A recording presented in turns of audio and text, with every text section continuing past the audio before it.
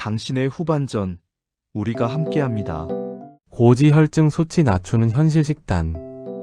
건강검진 결과지를 받아들고 숫자 하나에 마음이 무거워지는 순간이 있습니다.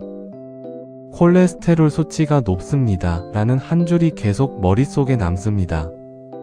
당장은 아무 증상이 없으니까 괜찮겠지 싶다가도 한편으로는 불안이 사라지지 않습니다.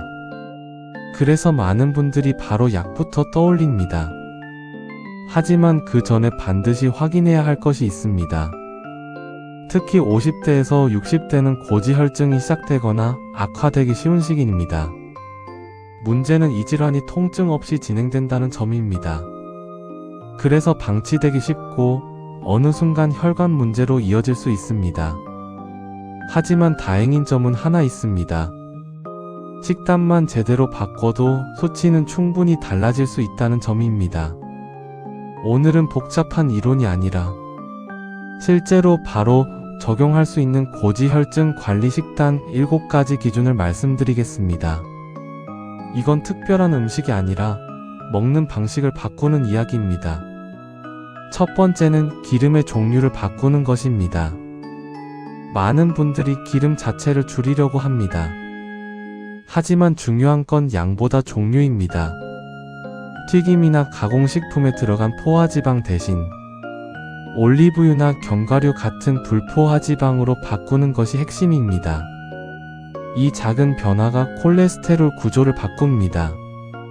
두 번째는 고기 선택을 바꾸는 것입니다. 고기를 끊을 필요는 없습니다.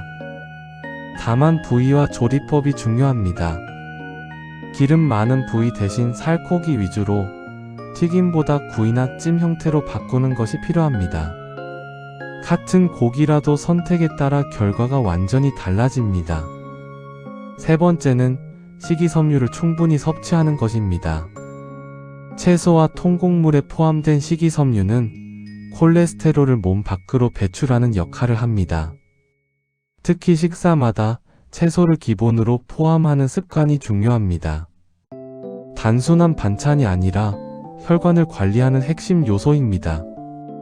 이 부분을 놓치면 식단 효과가 떨어집니다. 네 번째는 당류 섭취를 줄이는 것입니다.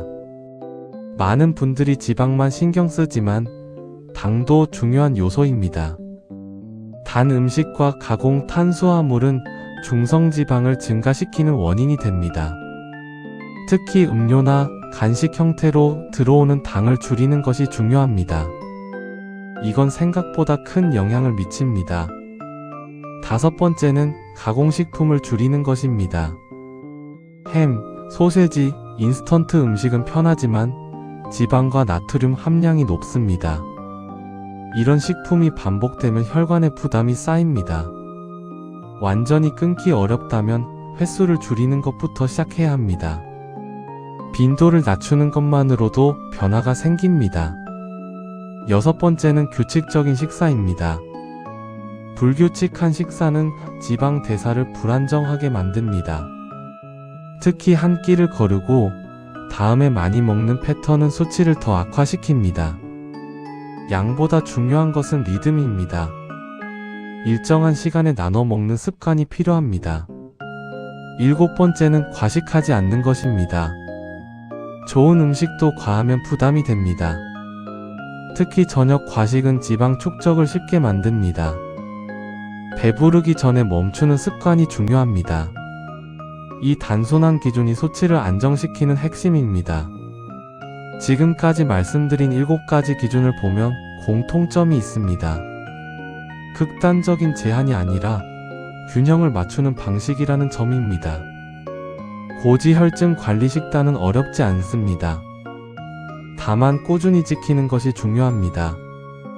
하루 이틀이 아니라 생활로 만드는 것이 핵심입니다. 정리해보면 기름의 종류 변화, 고기 선택 조절, 식이섬유 섭취, 당류 제한, 가공식품 감소, 규칙적인 식사, 그리고 과식 방지. 이 7가지를 지키면 수치는 분명히 달라집니다. 지금 약을 고민하고 있다면 그 전에 식단부터 점검해 보시기 바랍니다. 이 선택이 몸의 방향을 바꿀 수 있습니다. 지금까지 시니어신이었습니다. 오늘 내용이 도움이 되셨다면 구독과 좋아요 부탁드리고 50대에서 60대의 삶을 더 건강하고 단단하게 만드는 지식 여러분의 후반전 시니어신이 함께하겠습니다.